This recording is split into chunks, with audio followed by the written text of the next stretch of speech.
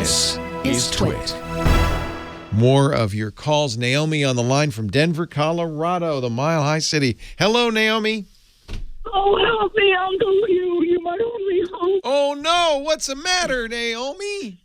Well, I got a Ring doorbell and security camera right when you first advertised Yes, them way in back when. 2017. Before Amazon bought them.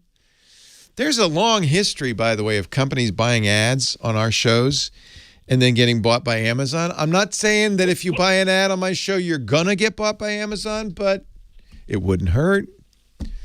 So what happened? So you got the Ring doorbell. Well, I have the Ring doorbell, and it starts almost every week. Oh, it's too cold. You have to be in it. It's Denver. The coldest it's been in the last month has been 40 in the morning, you know? It thinks it's too cold. Well, anyway. Is it exposed? Is it out like, is dew hitting it? No. No, it's on your kind of front porch, right? It's a little bit protected right in there. On my door, yeah. It's hardwired, too. That's what's so upsetting about it, you know? Yeah, because the battery-powered ones are a little more sensitive to cold because batteries don't like cold. And so I could see how they'd say, in fact, Ring's got a whole page. Chat room just gave it to me. Cold weather and battery-powered Ring doorbells. Maybe your Ring doesn't know that it's powered. It's connected. This is what they say. They say if it gets below 36 degrees, the battery may not hold a charge as effectively. If it's freezing, 32 degrees, it may not charge at all. Oh, here's the thing. There is a battery in yours, and even in the hardwired ones, and it does say even hardwired configurations may not charge the battery. But that's not a problem because you're not really using the battery. That's just so your doorbell will ring if the power goes out, I guess. Well, that's what I thought, you know, and I thought it would continually recharge like it does. You know, yeah. Have your phone plugged in, whatever. Anyway, so then the faceplate is cracked too because of the sun. It's easy. So I called Ring. By the way, they're not a sponsor anymore, so say anything you want. Okay. And they said, "Oh well, it's out of warranty." Well, I said, "I've been a customer since 2017. Does that account for anything?" How frustrating. And that's because you bought it from the original company, and now you're talking to Amazon, by the way. Yeah. Well, anyway, it's every week I have to plug the battery in, so you know what NiCads or whatever they. Yeah, they're cheap batteries. They're not good batteries. Dr. Mom's telling me in the chat room actually that even with a wired one, the battery is powering the doorbell. It's just that the wire goes to the battery to charge it. I did not know that. Yeah. Anyway, I am more than upset with them, and I was wanting to know. Mikah, by the way, says he'd be glad to knit you a sweater for your doorbell. Micah's quite the accomplished knitter, I believe. You're very good with textiles, aren't you? Yeah, knitting and crocheting. Yeah, so we need to get a little crocheted scarf for your Ring doorbell. Yeah, crochet me a little dog with a red nose. He's so cute. That would be really adorable. So cute. Different seasonal options. So what would you like to do? Would you like to replace it? Yeah, and I know you've been talking about Nest. I use a Nest. I actually replaced my Ring with a Nest, more because I wanted to review the Nest than that I didn't like the Ring. We were happy with the Ring. But the Nest is nice because it integrates with all the other Google stuff. So if you have Google Home Hubs and stuff like that. I'm totally Google. Oh, then get a Nest Hello doorbell. I never had problems with the Ring, so I can't say that, the Nest is better in Denver. I don't know. But I've been very happy with it. If you want to spend less money, Wise, which is a really, I think, an interesting company. They're up in Seattle. They make smart stuff, and their specialty is the same stuff for less. So I never used it. Can't say if it's great or not, but they also make a Wise doorbell. Let me just see what the price is.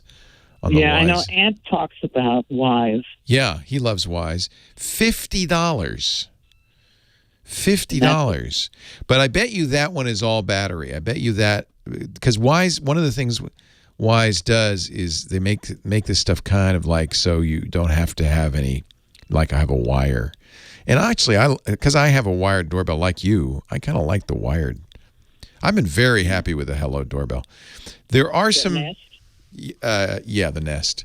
There are some things to know about. For instance, it has face recognition. So my Google Home Hub, when somebody rings the doorbell, says, somebody's at the front door, which is good. I'm not going to miss it, but it's kind of weird. It also says somebody just picked up a package. And if it knows the face, in theory, although it's never done this, it would say, Lisa just picked up the package, or a stranger just picked up the package. So it's got AI in it, which is interesting. The reason I mention it is some people are concerned. In fact, when you first set it up, it even says, if this isn't allowed in your state, don't turn it on. I think it is allowed in Colorado, but I know Chicago has some very strict, and Maine have strict laws about that kind of thing. So maybe some states where you can't use the face recognition. I've also noticed it's not super accurate, or actually in my case, even though I've gone through every picture, because it says, we don't know who this was. Who was it? So, well, that was Michael. Who was that? That was Michael's friend. That was Joey. Who's that? So I tell them everybody, and it still doesn't say Joey's at the front door. I wish it would. I want it to say that. I think it's supposed to say that. Also, I've been upset with the subscription stuff. It's just after. Does Nest have to have subscription, or can you? Yes. That's one advantage Wise has. Not only is it $60, but you don't have to subscribe to anything. Now, does it work with chips or with NAS or with a dedicated drive or what? You know what? Micah hosts our Smart Tech Today show, who's an expert on all this stuff. Are you? Yes, I was going to say, listen to you talking about using drives and everything to back up your. It's pretty doorbell. impressive. Yeah, I'm impressed. Wise, I think it's even worth the experiment. There are multiple options with the Wise cameras. You get free cloud storage with no subscription with it. That's nice. But many of the devices, I'm trying to see if the new doorbell has it. Almost all the devices have an option for SD card. I think that the doorbell might be one of the only ones, but I did have another thought for you. You put a little micro SD card in their other cameras, and it records locally, so you don't even need to use the cloud, which is really nice. Exactly. And I wonder if it's the wind chill that could be causing the issue a lot. And I know this kind of sounds silly, but putting a little sort of blocker around the outside of it. Well, that's why I was asking if it's sheltered. Is it out in the cold wind? No. It's Colorado. It faces east, which in the morning it's just almost blurred out because the sun sometimes. Yeah, it might be. The extremes are and it's concerned about the battery. I can't tell you that Nest or Wise will be better. I don't know. The nice thing about the Wise is $60, so it's fairly cheap to try it. They do have a $1.99 subscription they call Cam Plus, which gives you real-time alerts. This is something you get with your Ring and with the Hello that you have to pay for with the Wise, so that when it sees people or packages, it will text your phone. Yeah, without it, you'll just get motion detection. The Wise says it's IP65 weather resistant, built to endure the elements. Protects the snowbell from rain, snow, and sun. So at least they're mentioning in that. Colorado, it gets snowy. Like in March, we had 4 feet of snow. Yum! Holy cow! Holy cow! Well, I can't promise it's Denver proof, Naomi, but at least it's inexpensive, and we've had good results with Wise stuff. As inexpensive as they are, they're not cheap.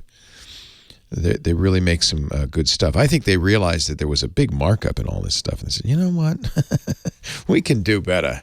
We can sell this for a little bit more than it costs us instead of a lot more than it costs us. Another problem with Ring is I have the Google net router, everything through the house because they have a big house plus it's concrete and da-da-da. Anyway, if you have to specifically push it to one specific router. It can't do the rotating like if I'm walking through the house with the phone, with my cell phone and playing games or whatever. It can go from one router to another router to another router. Wait a minute. You're not carrying the doorbell around, obviously. So the doorbell's always on one router. What I'm saying is... You have to be on the same router as the doorbell? Yep. There's something wrong with your Wi-Fi configuration. That shouldn't matter at all. Well, no, it's Ring told me that because I was having problems with the latency, and they said, oh, well, it's because you have the you have to go right to the specific router. It can't jump from router to router if it wanted to. It sounds made up. I think, I may be wrong, but I think the Ring phones home and then the home phones you. That it doesn't go direct, it's not peer-to-peer, in other words. It calls the home office and says, hey, the doorbell's ringing, and then the home office pings you over the internet. So it shouldn't matter. I have two of the extenders, because the house is Well, extenders could cause issues, but not for the reason they described. You have to connect the Ring to one of the specific extenders, which has to be specifically connected to one of your Google routers. Nice, huh? Well, that's bizarre. Kind of techie, or yeah. I could imagine someone that's not quite as techie trying to. Why doesn't this work? Well, we get, I hear calls all the time, especially about Ring, about latency, and a doorbell that doesn't notify you that somebody's there for 30 or 40 seconds. You're going to get there and they're going to be long gone. Well, yeah, my UPS person goes in there, rings the doorbell, and they're down and gone. I'm going to have to look into this. That sounds very unusual. Normally, the way a device like this would work is it would ping their servers, and then their servers would ping your phone, because it has to work when you're not home, right? That's what I would think, but does it work when you're not home? It does. I can, see it, but about a minute later. Well, I know it's slow. Maybe they built in some sort of magical property.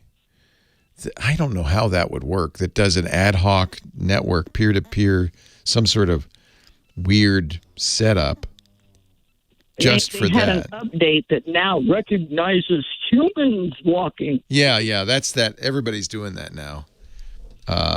Yeah. I'm going to have to look into this. You have a mesh network because you're using Google's Wi-Fi, right? Correct. And they're not really extenders. They're additional Google Wi-Fi hubs, units, right? Spread around the house. Yeah, and then it goes, so then it would go to the extender, then go to the mesh router, then go to my phone. Am I correct in that? No. No, unless they have something weird going on.